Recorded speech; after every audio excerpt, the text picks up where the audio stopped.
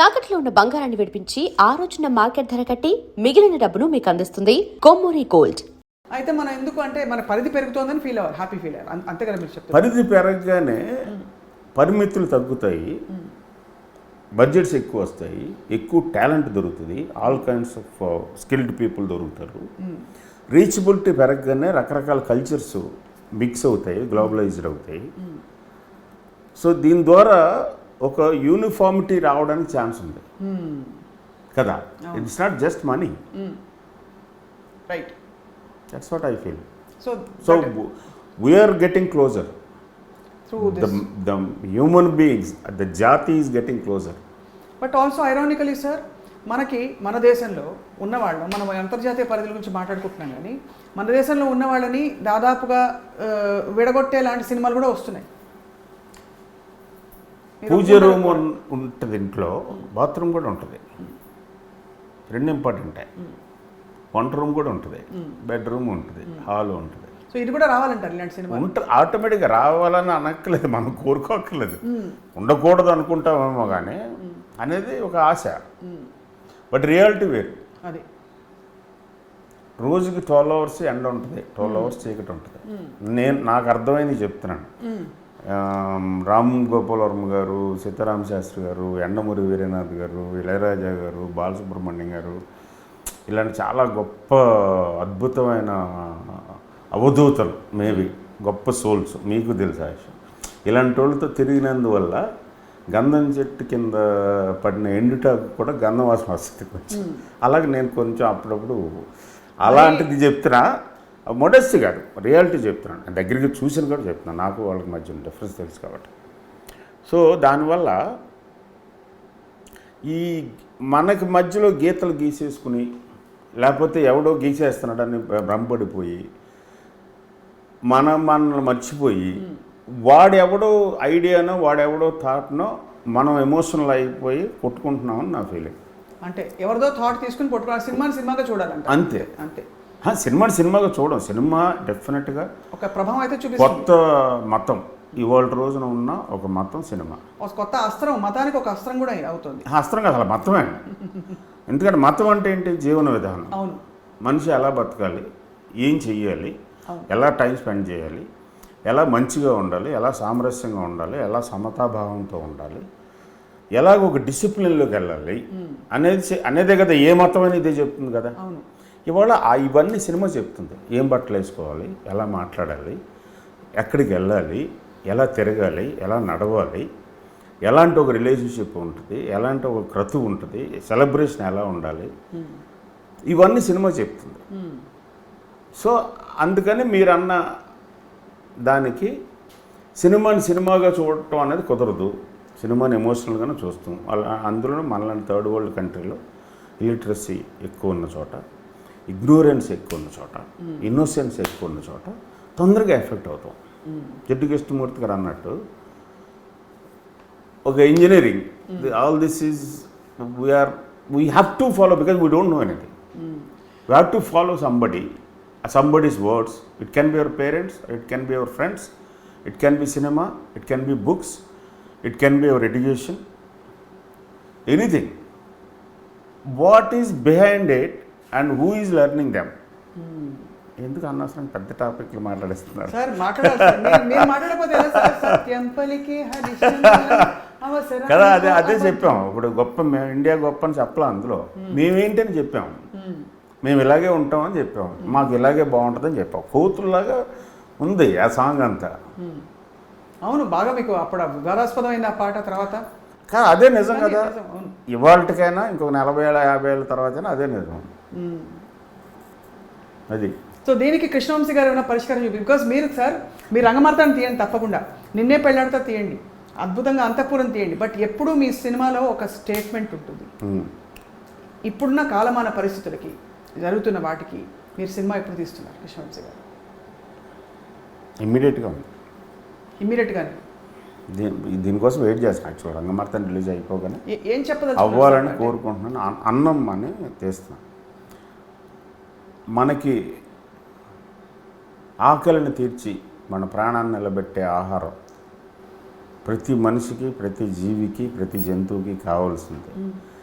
దాని చుట్టూ ఎంత మాఫియా పెరిగింది, ఎంత పాలిటిక్స్ జరుగుతుంది, ఎంత పొల్యూషన్ జరుగుతుంది, ఎంత కరప్షన్ జరుగుతుంది, ఎంత ఎక్స్‌ప్లాయిటేషన్ జరుగుతుంది. అది నెక్స్ట్ ప్రాజెక్ట్. అన్నం most important factor of our lives, all of our lives. Annam title. అన్నం ఒక రైతు ఉంటాడు డెఫినెట్గా అని నేను ఊహించుకుంటున్నా. రైతుతో పాటు మోటార్ భూమిని బోరింగ్ వేసే బోరింగ్ వాడు ఉంటాడు, బోర్వెల్ వాడు ఉంటాడు, దానికి మోటార్ బిగించేవాడు ఉంటాడు, దానికి కరెంట్ ఇచ్చేవాడు ఉంటాడు, రిజిస్ట్రేషన్ చేసే రిజిస్ట్రార్ ఉంటాడు,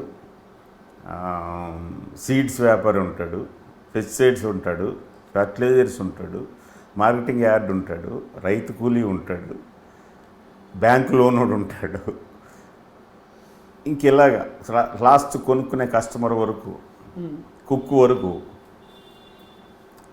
ఒక రైతు కాదు, అక్కడ చాలామంది ఉంది. అది పెద్ద పారాఫెర్నలే. అది ఎనఫ్ రీసెర్చ్ జరిగింది, చాలా మెటీరియల్ ఉంది. దాంతో నెక్స్ట్ నేను వెయిటింగ్ సార్. ఎందుకంటే ఇప్పుడు యాజ్ అ ఫిల్మ్ మేకర్ మీరు ఎలా, నేను ఎవరిని విమర్శించట్లేదు సార్, సూటిగా అడుగుతున్నా, మీరు ఎలా ఫీల్ అవుతారో తెలియదు. మన సినిమాలలో దొంగలు, బంగారం దొంగలు, స్మగ్లర్లు, వీళ్ళందరినీ మనం హీరోయిక్గా చూపించి మహా హిట్లు చేసే సినిమా, దాన్ని మాత్రం సినిమాగా చూడాలంటున్నాం. మిగతా చోట్ల సినిమా ప్రభావం చూపించాలి కదా అంటున్నాం, చూపిస్తుందని కూడా అంటున్నాం. సో ఎక్కడో మనం కన్ఫ్యూజ్గా ఉన్నాం అంటే మన కథలు what stories are we telling the next generation. దీనికి నేను సమాధానం చెప్పకూడదు. మీరు ఎవరినైతే ఏం చేశారో వాళ్ళు చెప్పాలి ఫస్ట్. నాకంత అంటే ఒక స్థాయి కానీ, నాకంత తాహత కానీ, నాకంత అర్హత కానీ ఉందని నేను అనుకోవట్లేదు ఫస్ట్. సో నేను ఐ డోంట్ వాంట్ కమెంట్ అనిపిస్తుంది. సెకండ్ థింగ్, మీ ప్రశ్నలోనే ఒక సమాధానం ఉంది, బ్రహ్మాండమైన సమాధానం. ఎందుకు తీస్తున్నారు? ఎందుకు చూస్తున్నారు కాబట్టి తీస్తారంటారు. As simple as that. చూడకపోతే అప్పుడు పెట్టడి తీరు. ఇక్కడ సంవత్సరాల తరబడి జీవితాలు ఇచ్చేసుకోరు. చూస్తున్న సినిమాలే తీస్తారు, చూడని సినిమాలు తీరు. నా సినిమాలు కూడా చూస్తున్నారు కదా, అందుకని నేను తీస్తున్నాను. చూడకపోతే తీయను కదా, చూడకపోతే నేను కదా. ఏ ప్రొడ్యూసర్ రాడు, డబ్బులు రావు, డబ్బులు లేకపోతే సినిమా తీయలేము, హైర్ చేయలేము ఎక్విప్మెంట్ దగ్గర నుంచి. సో ఇట్స్ ఆల్వేస్ ప్రేక్షకులే వాళ్ళ డెసిషన్ తీసుకోవాలి. ఇప్పుడు మన సడన్గా ఒక 2 months థియేటర్ రాలేదు, ఏమైంది? ఇండస్ట్రీ చచ్చిపోయారు కదా. So force audience. కొనేవాడు ఉంటే అమ్మేవాడు ఉంటాడు, కొనేవాడు లేకపోతే అమ్మేవాడు ఉండడు. నిన్న నైట్ మీ ఇంటర్వ్యూ అది చూస్తేనే మీకు ఫోన్ చేసింది. భరద్వాజ్ అన్నాడు కదా, నేను పాప్కార్న్ లేకుండా చూడలేని సినిమా, నాకు పాప్కార్న్ కావాలన్నాడు కదా. అది 150 రూపాయలు అంటారు, మరి నేనేం చేయను అంటున్నాడు. కరెక్టే. అది ఇప్పుడు అన్నయ్య అయితే చెప్తాను. ఇప్పుడు అన్నయ్య కూడా ఇంటర్వ్యూ ఇవ్వాలి, అన్నయ్యతో చెప్తా. అన్నయ్య నువ్వు కంట్రోల్ చేసుకోవచ్చు కదా. 70 ఏళ్ళు వచ్చి ఈ ఏజ్ ఇప్పుడు నాకు ఇంకా పాప్కార్న్ కావాలని చిన్నపిల్లలు తప్పు కదా. 2.5 hours ఆగలేవా?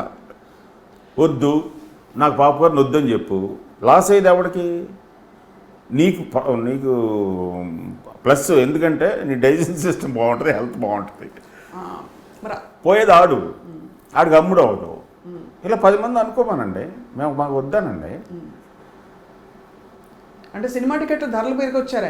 ఆయన సగటు మనిషి రిప్రజెంటేటివ్గా మాట్లాడారు. కాదు, దాంతోపాటు ఇవి కూడా అన్నాడు, స్నాక్స్ ఇట్ల మీదకి వచ్చింది. అది డెఫినెట్గా నేను కరెక్ట్ అని నన్ను సమర్థించట్లేదు, తప్పే. కానీ వాడు ఎక్స్ప్లైట్ చేయడానికి అవకాశం ఎవడిస్తున్నాడు?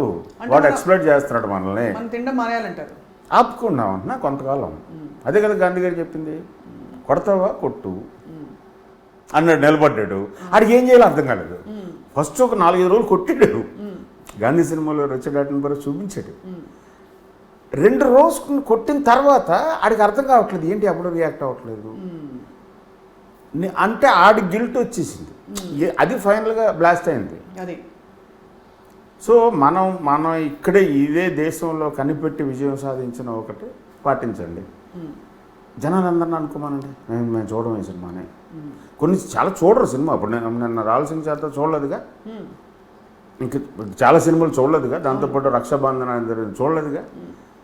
చూడకపోతే ఏమంటారు, గగ్గోలు పెట్టి షర్ట్లు పీక్కుని రోడ్ల మీద పడతారు. వాళ్ళు చూస్తేనే ఆ విషయం మనకే తెలుసు. అందుకనే ఇక్కడ మనం పిసికేసుకోవడం అనవసరం. ఎందుకంటే ఎప్పుడూ చెత్త ఉంటుంది, మంచి ఉన్న ప్రతి చోట చెత్త ఉంటుంది. Convinced. మంచి తాలూకు రెసిడ్యూయే కదా చెత్త అంటే, అంతే. అది కొత్తగా మంచి పుట్టిన అంతా తీసేస్తే ఫిల్టర్ అయిపోయింది, చెత్త మిగులుతుంది. సార్. సో ఆ జాపనీస్ సింబల్ చూశారు కదా, మీరు చూసుంటారు కదా, గుడ్ అండ్ బ్యాడ్ రెండు కలిపే ఉంటుంది. సార్ పెయిన్ అండ్ ప్లెజర్ ఉంటుంది, డే అండ్ నైట్ ఉంటుంది. అలాగే అంటారు. మీరు స్టార్ హీరోలు నమ్ముతారా సార్? స్టార్డమ్ ఉండే హీరో, బికాస్ మీ సినిమాల్లో ఎక్కువ అంటే యాక్టర్స్ ఉన్నారు. Depends on the film, suitability of a character. Like ఇప్పుడు మీ కింద వచ్చి చూపించాను, బ్రహ్మానందం గారు కాకుండా ఇంకొకళ్ళు ఉంటే కరెక్ట్గా ఉంటుందా? ఇప్పుడు బ్రహ్మానందం గారు అక్కడ స్టారా యాక్టరా? యాక్టర్గా సీన్ చేశాను, ఒక స్టార్గా మీరు చూశారు. సేమ్ సీను బ్రహ్మానందం గారు కాకుండా ఇంకొకళ్ళు ఉంటే, ప్రకాష్ రాజ్ కాకుండా ఇంకొకళ్ళు ఉంటే, ఆ సూటబిలిటీ లేకపోతే ఆ కనెక్టబిలిటీ రాదు. అక్కడ ఒక యాక్టర్ స్టార్ అవుతున్నాడు. సో స్టార్, నేను ఎప్పుడైతే నా వస్తువుని అమ్ముకోవడానికి ఒక స్టార్ని మీద డిపెండ్ అయ్యానో, వాడికి కావాల్సింది అడుగుతాడు. Like what? అది ఏదైనా, అదే వాట్ ఎవర్, వాడు ఎమెండేషన్స్ అవ్వచ్చు, లేకపోతే పారాఫర్నల్ అవ్వచ్చు, వీళ్ళందరూ అన్నట్టు పక్కే అవ్వచ్చు. అన్ని డబ్బులు ఇవ్వాలా సార్? ఎందుకు ఇస్తున్నారండి? మా బాస్ చెప్పాడుగా మీ ఇంటర్వ్యూలోనే కదా, ఎందుకు ఇస్తారు? ఊరికే ఎందుకు ఇస్తారు? ఎవరు పడితే వాళ్ళు అడిగితే ఇస్తారా? స్టార్స్ ఎంతమంది ఉన్నారు, అంతా తిప్పి కొడితే 5 ఉంటారు. కానీ హీరోలుగా అనుకున్న వాళ్ళు ఒక 60 మంది ఎంతమంది ఉన్నారు తెలుగులో, మిగతా అందరికి ఇచ్చేస్తారా? సేలిబిలిటీ, డిమాండ్ అండ్ సప్లై